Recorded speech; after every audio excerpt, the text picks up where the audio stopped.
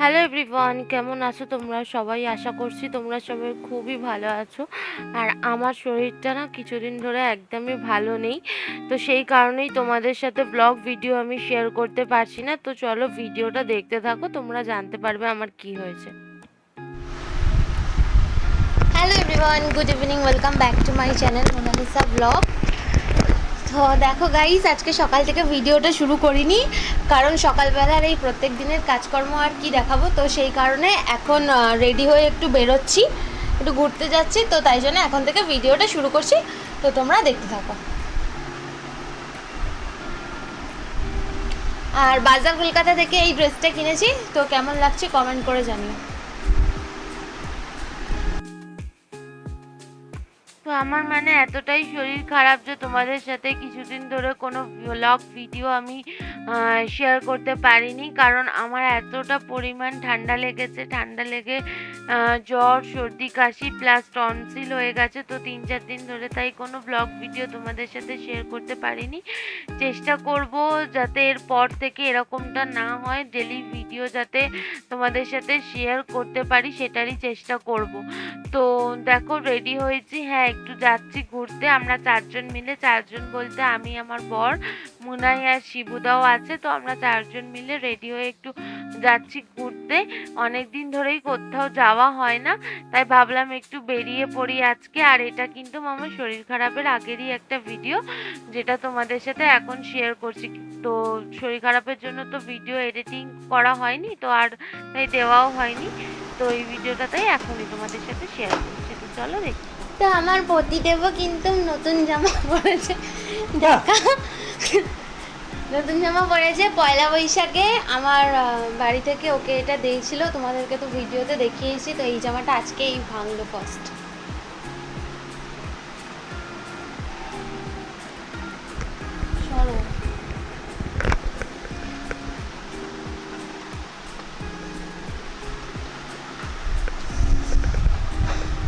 তো দুজনেই দেখো নতুন জামা পরে রেডি হয়ে এখন বেরিয়ে পড়ছি। তো চলো দেখতে থাকো। আমার বর রেগে যাচ্ছে এবার।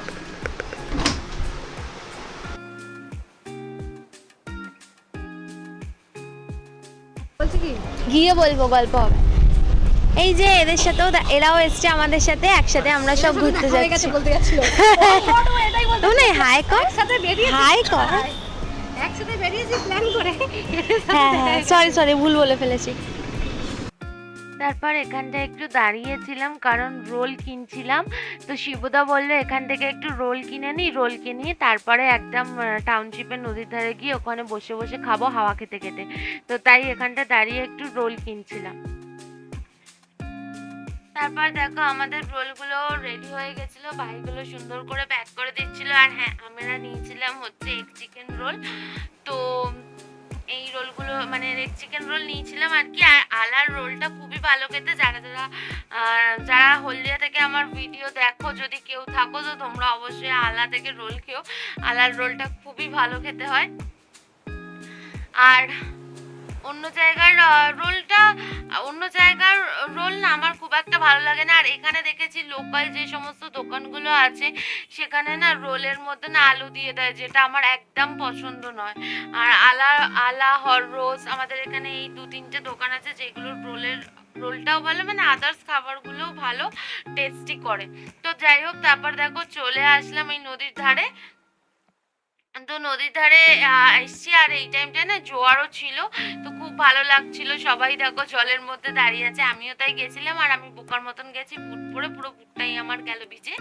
তো জলের মধ্যে আর অনেক জোয়ার ছিল ওই টাইমটাতে। তো তাই ওখানটায় একটু দাঁড়িয়ে আর কি ছিলাম, একটু জল ঘাঁটছিলাম। তো এখানটায় এমন টাইমে গেছি, তোমাদেরকে দেখাতেই পারছি না, জায়গাটা খুবই সুন্দর। আর নদীর ওই পাড়টাই কিন্তু নন্দীগ্রাম।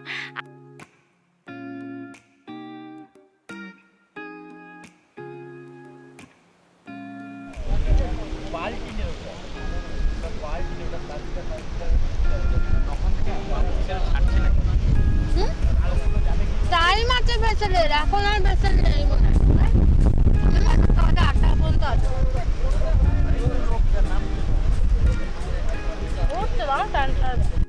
তারপর দেখো বাড়ি চলে এসেছি। হ্যাঁ, শিবুদার একটু দেখি কাজ ছিল, তো বেশি দেরি করিনি, 8টা সাড়ে 8টার মধ্যেই বাড়ি চলে আসলাম। আর বাড়িতে এসেই একটা দেখো আইসক্রিম প্রথমেই কেটে নিচ্ছি, ড্রেস চেঞ্জ করে, কারণ এই আইসক্রিমটা দুপুরবেলা ও নিয়ে এসেছিল, তো তখন খাওয়া হয়নি। ও বললো যে আইসক্রিমটা কাটো, এখন খাবো। আর রাত্রিবেলা আমরা সেরকম কোনো ডিনার কিছু করিনি, কারণ এগুলোকেই পেট ভর্তি ছিল।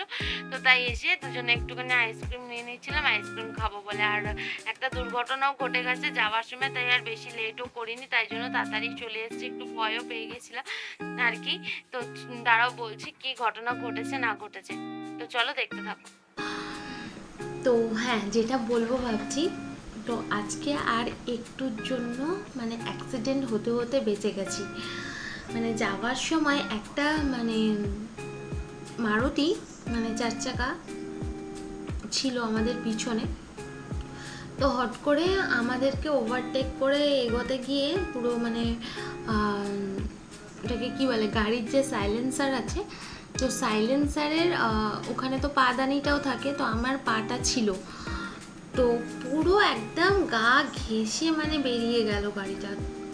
আর আর একটু হলে মানে পুরো ওখানে আমার পায়ে চোট লাগতো আর আমরা পড়ে যেতাম। আর গাড়িটা মানে পুরো মানে মানে এরকম ডিসব্যালেন্স হয়ে গেছিলো, কিন্তু ও তাও ম্যানেজ করে নিয়েছে, নাহলে আরেকটু হলে মানে ওখানে পুরো অ্যাক্সিডেন্ট হয়ে যেত। তো যাই হোক, বেঁচে গেছি মোটামুটি, আর কিছু হয়নি, শুধু গাড়ির সাইলেন্সারে একটু ঘষা লেগেছে। আর যে পাদানিটা থাকে, তো পাদানিটা একটু মানে মানে একটু মতন হয়ে গেছে। তো গাড়িটাকে ধরতে গেছিলাম, ধরতে পারিনি, ও বেরিয়ে চলে গেছে এত স্পিডে, ও নিজেও বুঝতে পেরেছে যে ধাক্কাটা লেগেছে। তো যদি ধরতাম তো তোমাদেরকে ভিডিওতেই দেখাতাম, তো ধরতে পারলাম না, গেছিলাম অনেকটাই পিছন পিছন, ও মানে বেরিয়ে গেল আর কি, দাঁড়ালো না, ও বুঝতে পেরেছে যেহেতু। তো ঠাকুরের কৃপায় বেঁচে গেছি আজকে। তো সত্যি ভয়ে ভয়ে মানে আসার সময় এত ভয় লাগছিল, ভয় ভয় করে এসেছি। তো যাই হোক, আজকের ভিডিও এই পর্যন্তই। তো দেখা হচ্ছে নেক্সট ব্লগে। তো তোমরা সবাই ভালো থেকো, সুস্থ থেকো, টাটা, গুড নাইট।